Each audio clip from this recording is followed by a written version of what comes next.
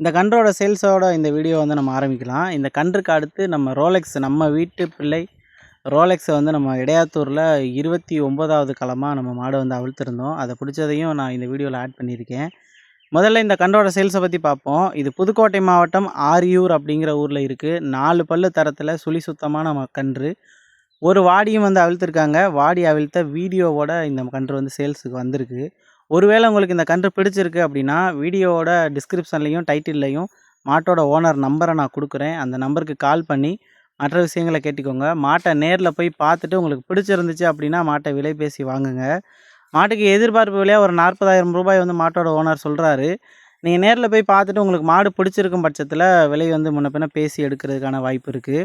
தயவு செஞ்சு யாரும் நேரில் பார்க்காம அட்வான்ஸ் பண்ண வேண்டாம். ஏன்னா நீங்கள் அட்வான்ஸ் பண்ணிட்டீங்க அப்படின்னா எடுக்க போகக்கூடிய சூழ்நிலை வந்து உங்களுக்கும் மாறலாம். அதனால் மாட்டுக்காரங்களுக்கும் உங்களுக்கும் வருத்தம் வந்து வரும். அதனால் மாட்டை நேரில் போய் பார்க்கும் பொழுது நேரடியாக என்ன விலையோ அதை பேசி எடுக்கிறதுக்கு வந்து முயற்சி பண்ணுங்கள்.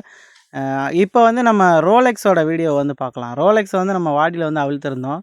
29வது களம். இந்த நம்ம ரோலெக்ஸ் வந்து நம்ம வீட்டுக்கு வந்து ஒரு 3 வருஷம் ஆச்சு.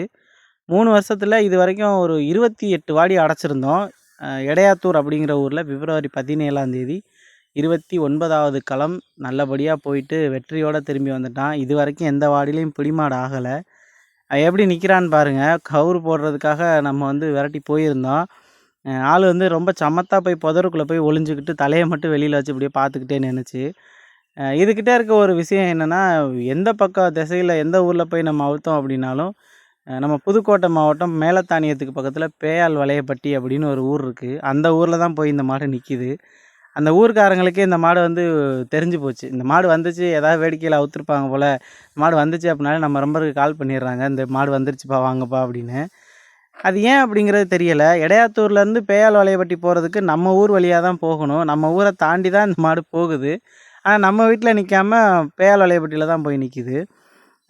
அது என்ன ரீசன்னால் போகுது அப்படிங்கிறது தெரியலை. ஏன்னா நம்ம மாடு வாங்கினதுமே ஒரு வேளை மாடு அங்கே பிறந்ததுனால கூட அங்கே இருக்குதுன்னு நம்ம கெஸ் பண்ணோன்னா அப்படின்னா கூட, மாடு வாங்கினது சிவகங்கையில் நம்ம வாங்கினோம். ஆனால் மாடு இங்கே போகுது ஏன் அப்படிங்கிறது தெரியலை நமக்கு. உங்களுக்கு வந்துட்டு நம்ம ரோலெக்ஸை தெரியுமா, பிடிச்சிருந்துச்சு அப்படின்னா கமெண்ட்டில் வந்து சொல்லிட்டு போங்க. ரோலெக்ஸை பற்றி ஏதாவது 2 வார்த்தைகள் சொல்லிட்டு போங்க. நம்ம வீட்டில் ரொம்பவே பாசமாக வளர்க்கக்கூடிய மாடுகளில் ரோலெக்ஸும் ஒருத்தன். செல்லப்பிள்ளையாக வந்து வீட்டில் எப்போவுமே இருப்பான். அதிகப்படியாக நம்ம வாடிகள் அவிழ்க்கிறதுக்கு வந்து விரும்ப மாட்டேன் இவனை. ஏன் அப்படின்னா, கொஞ்சம் சேட்டை பிடிச்ச பையன் ஓடி போயிடுவான். அவனை தேடி அலையிறதே நமக்கு வேலையாக இருக்கும். நம்ம எப்படி எங்கே கொண்டு போய் அவுத்தோம்னாலும் ரொம்ப தூரம் ஓடி பேயால் வளையப்பட்டி அப்படிங்கிற அந்த சரௌண்டிங்கில் தான் போய் நிற்பான். ஆனால் கயிறு போடுறதுக்கு ரொம்ப சமத்து. கயிறு போடுறதுக்கு மூக்கு கயிறு கூட நம்ம கொறுக்க வேண்டியதில்லை. இப்போ பார்த்தீங்கன்னா தெரியும், மூக்கு கயிறு கூட நான் கொறுக்காமல் தான் ஆளை பிடிச்சி இழுத்துட்டு போகிறேன். நான் இழுத்துட்டு போகல, அவன் தான் என்னை இழுத்துட்டு போகிறான். அந்தளவுக்கு ஒரு சமத்தான பையன். நான் ஒரு ஆள் மட்டும் போகிறேன், இல்லைனா என் தம்பி யாராவது ஒரு ஆள் மட்டும் போனாங்க அப்படின்னா யாரையுமே பாய மாட்டான். நம்மளை எதுவுமே செய்யாது. அழகாக கழுத்தில் கயிறை போட்டு மூக்கு கூட கொறுக்க வேண்டாம், நம்ம பாட்டுக்கு பிடிச்சிக்கிட்டு வீட்டுக்கு ஓட்டிகிட்டு வந்துடலாம். அந்தளவுக்கு பாசமான மாடு. நம்ம நிறைய வீடியோக்கள் வந்து பேசியிருப்போம். ஒரு ஜல்லிக்கட்டு காளை அப்படிங்கிறது எப்படி இருக்கணும் அப்படிங்கிறத பற்றி. ஒரு வேடிக்கையில் நம்ம அவிழ்த்து பிடிக்கிறதுக்கு ரொம்ப நமக்கு ஈஸியாக இருக்கணும் மாடு. ஒரு வேளை மாட்டோட உரிமையாளர் போகும்பொழுது மாடு ஓடுது, பிடிக்க முடியல, ரொம்ப தூரம் ட்ராவல் பண்ணுற மாதிரி இருக்குது, மாடு வந்து ஓடிக்கிட்டே இருக்குது அப்படின்னா அது ரொம்பவே கஷ்டமாக போயிடும். வேடிக்கையே நமக்கு வந்து வெறுத்து போகிற அளவுக்கு போயிடும். நம்மளால் முடிஞ்ச வரைக்கும் இது வரைக்கும் ஒரு 4 மாடுகளை நம்ம கை பழக்கத்துக்கு அருமையாக பழக்கிட்டோம். நம்ம வேட்டையனாக இருந்தாலும் சரி, சின்னவனாக இருந்தாலும் சரி, ரோலெக்ஸாக இருந்தாலும் சரி, இப்போ புதுசாக நம்ம வீட்டுக்கு வந்து விளையாண்ட ஆதிவர்மனாக இருந்தாலும் சரி, 4 பேருமே ரொம்ப சமத்து. வெளியில் போனதுக்கப்புறம் நான் ஒரு ஆள் போய் கயிறு போட்டு பிடிச்சிக்கிட்டு வர அளவுக்கு ரொம்ப நல்ல மாடுகளாக வந்து நமக்கு அமைஞ்சிருக்கு. நம்ம நல்ல மாடு அப்படிங்கிறத எப்போவுமே சொல்லியிருப்போம். அவங்கவுங்களோட பார்வையில் அவங்கவுங்களோட தேவை எப்படி இருக்குது அப்படிங்கிறத பொறுத்து தான் அது நல்ல மாடா இல்லையாங்கிறத அவங்க வந்து முடிவு பண்ண முடியும்.